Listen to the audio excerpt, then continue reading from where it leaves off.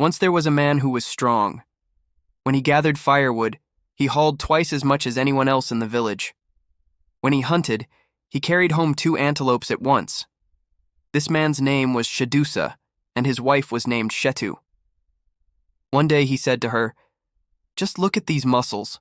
I must be the strongest man in the world. From now on, just call me Master Man." But Shettu said, "Quit your foolish boasting. No matter how strong you are, there will always be someone stronger. And watch out, or someday you may meet him." The next day, Shettu paid a visit to a neighboring village. On the walk home, she grew thirsty, so she stopped by a well. She threw in the bucket, splash. Then she pulled on the rope. But though she tugged and she heaved, she could not lift the bucket. Just then, a woman walked up with a baby strapped to her back. Balanced on her head was a calabash, a hollow gourd for carrying water. "You'll get no water here today," said Shettu. "The bucket won't come up." The 2 women pulled together, but still the bucket would not budge. "Wait a moment," said the woman. She untied her baby and set him on the ground. "Pull up the bucket for Mama." The baby quickly pulled up the bucket and filled his mother's calabash. Then he threw in the bucket and pulled it up once more for Shettu. Shettu gasped. "I don't believe it." "Oh, it's not so strange," said the woman. "After all, my husband is Master Man." When Shettu got home, she told Shadusa what had happened. "Master Man!" yelled Shadusa. "He can't call himself that. I'm Master Man. I'll have to teach that fellow a lesson." "Oh, husband, don't!" pleaded Shettu. "If the baby is so strong, think what the father must be like. You'll get yourself killed." But Shadusa said, "We'll see about that." The next morning, Shadusa set out early and walked till he came to the well. He threw in the bucket, splash, then he pulled on the rope. But though he tugged and he heaved, he could not lift the bucket. Just then, the woman with the baby walked up. "Wait a minute," said Shadusa. "What do you think you're doing?" "I'm getting water, of course," answered the woman. "Well, you can't," said Shadusa. "The bucket won't come up." The woman set down the baby, who quickly pulled up the bucket and filled his mother's calabash. "Wah!" yelled Shadusa. "How did he do that?" "It's easy," said the woman, "when your father is Master Man." Shadusa gulped and thought about going home. But instead he thrust out his chest and said, "I want to meet this fellow, so I can show him who's the real Master Man." "Oh, I wouldn't do that," said the woman. "He devours men like you, but suit yourself." So Shadusa followed the woman back to her compound. Inside the fenced yard was a gigantic fireplace, and beside it was a pile of huge bones. "What's all this?" asked Shadusa. "Well, you see," said the woman, "our hut is so small that my husband must come out here to eat his elephants." Just then they heard a great roar, so loud that Shadusa had to cover his ears. Then the ground began to shake until Shadusa could hardly stand.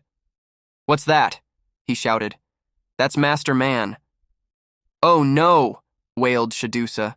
"You weren't fooling. I've got to get out of here." "It's too late now," said the woman, "but let me hide you." By the fence were some large clay pots, each as tall as a man, for storing grain.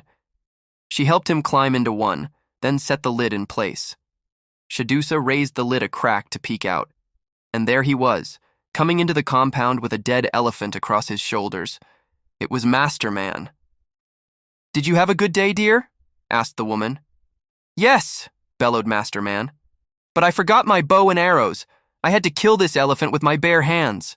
As Shadusa watched in terror, Master Man built a huge fire in the fireplace, roasted the elephant, and devoured every bit of it but the bones. Suddenly he stopped and sniffed. "Wife, I smell a man." "Oh, there's no man here now," said the woman. "One passed by while you were gone. That must be what you smell." "Too bad," thundered Master Man. "He would have been tasty." Then he rolled over on the ground, and before long the leaves were trembling from his snores. The woman hurried over to the pot and slid off the lid. "Quick," she whispered. "Get away while you can." Shadusa leaped out and bolted down the path, but he hadn't gone too far when he heard a distant roar and felt the ground tremble beneath him. Master Man was coming. Shadusa ran till he came upon 5 farmers hoeing a field. "What's your hurry?" called one. "Master Man is after me," shouted Shadusa. "You better not let him catch me, or he'll smash me to pieces like an egg." "Take it easy," said the farmer. "We won't let anyone hurt you." Just then they heard a terrible roar. The farmers all dropped their hoes and covered their ears. "What was that?" asked the farmer. "That was Master Man." "Well then," said the farmer, "you'd better keep running." And the 5 farmers bolted from the path. Shadusa ran on till he met 10 porters carrying bundles. "What's your hurry?" called one. "Master Man is after me," moaned Shadusa. "If you don't help me, he'll crush me like a peanut." "Relax," said the porter. "No one can fight us all." Just then the ground quaked, and they all bounced into the air. The porters fell in a heap, all mixed up with their bundles. "What was that?" asked the porter. "That was Master Man." "Then run for your life." And the 10 porters bolted from the path. Shadusa ran on till he rounded a bend. Then he stopped short. There beside the path sat a stranger, and there beside the stranger lay a huge pile of elephant bones. "What's your hurry?" growled the stranger. "Master Man is after me," moaned Shadusa. "You better not let him catch me, or he'll squash me like a bug." "Ah, so you seek the mighty Master Man," said the stranger. "Why? Do you want to fight him?" "Of course I do," said Shadusa. "Because I am Master Man myself. Come and get me if you can." "You want to be Master Man?" said the stranger. "Don't you know I am Master Man?" From behind Shadusa came another roar, and once again he bounced into the air. The stranger caught him in one hand as Master Man ran up. "Let me have him!" bellowed Master Man. "Come and get him!" growled the stranger. Master Man lunged, but the stranger tossed Shadusa into a tree. Then the 2 strong men wrapped themselves around each other and wrestled across the ground. The noise of the battle nearly deafened Shadusa. The dust choked him. The trembling of the tree nearly shook him down. As Shadusa watched, the 2 men struggled to their feet, still clutching each another.